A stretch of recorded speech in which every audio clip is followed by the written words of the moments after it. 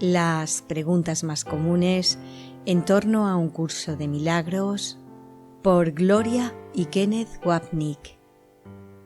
En el capítulo 2, la naturaleza de la separación, la pregunta 11 es la siguiente: ¿cómo se originó el ego y qué evitará que la separación ocurra otra vez? ¿Cómo se originó el ego y qué evitará que la separación ocurra otra vez? Contestación de Ken: sin lugar a dudas, esta es la pregunta más común de todas, y tal parece como si cada estudiante de un curso de milagros hubiese tenido curiosidad sobre esto en una u otra ocasión. Nos ha impresionado a través de los años la ingenuidad con que los estudiantes del curso han formulado esta pregunta en muchas formas distintas. Mas la pregunta básica en sí puede replantearse de esta manera: si Dios es perfecto y unificado, y tiene un Hijo perfecto y unificado, ¿cómo fue posible que un pensamiento imperfecto de separación y división pudiese surgir en una mente como esa?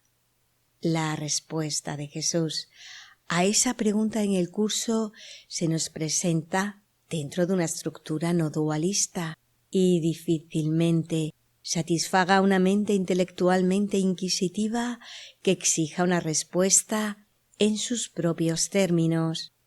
Sin embargo, dentro de la estructura dualista que nosotros experimentamos como nuestra realidad, la pregunta es una aseveración que se disfraza en forma de pregunta, formulada por una mente egoísta, de manera que pueda establecer su propia realidad e identidad única. Así, el interrogador realmente está diciendo: creo que estoy aquí, y ahora quiero que me expliquen cómo llegué aquí.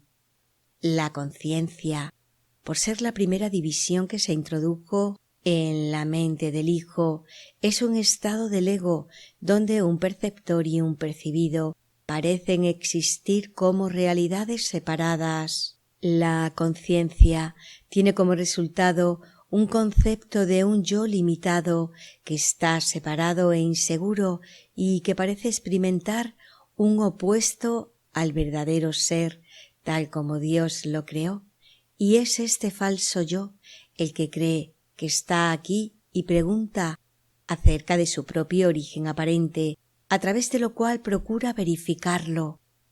En verdad, sin embargo, la imperfección no puede emanar de la perfección, y un pensamiento imperfecto de separación y división no puede surgir de la mente perfecta del Hijo perfecto, de Dios, en la cual no pueden existir opuestos.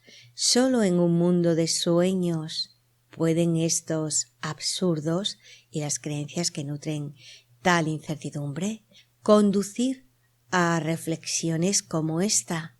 La pregunta, por lo tanto, solo pueden formularla aquellos que creen y experimentan que en efecto están separados y que son distintos, y solo puede contestarla alguien que está de acuerdo con esta premisa de que lo imposible ha ocurrido en verdad y por consiguiente requiere y hasta exige una explicación.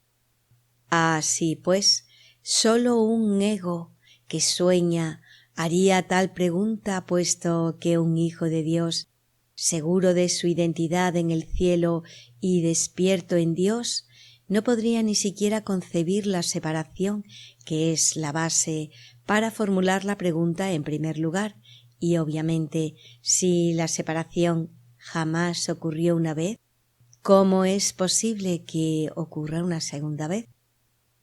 Jesús se refiere directamente a esta pregunta dos veces.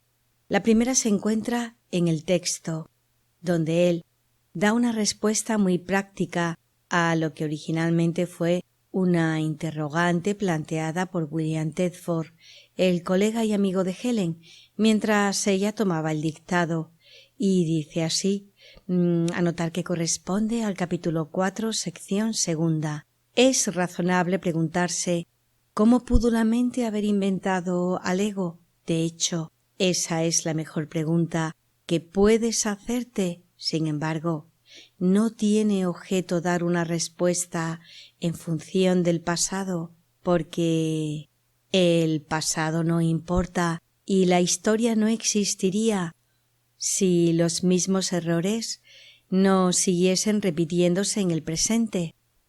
En otras palabras, ¿por qué preocuparse acerca de cómo y por qué la separación ocurrió en un pasado distante, cuando todavía estás haciendo la misma elección de estar separado en el presente? La próxima respuesta aparece en 2 partes y se encuentra en la clarificación de términos, el apéndice al manual para maestros. Aquí la contestación de Jesús es mucho más atinada al referirse a la pseudonaturaleza de la pregunta en sí.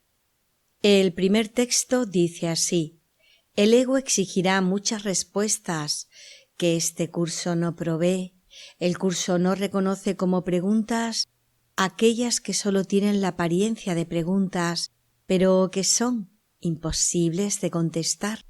El ego puede preguntar: ¿cómo sucedió lo imposible? ¿A qué le ocurrió lo imposible? Y lo puede preguntar de muchas maneras, mas no hay una respuesta para ello, solo una experiencia. Busca solo esta y no permitas que la teología te retrase.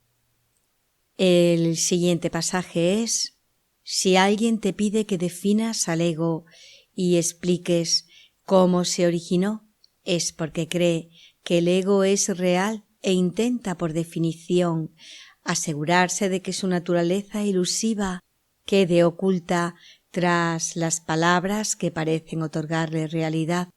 Ninguna definición que se haya hecho de una mentira puede hacer que ésta sea verdad.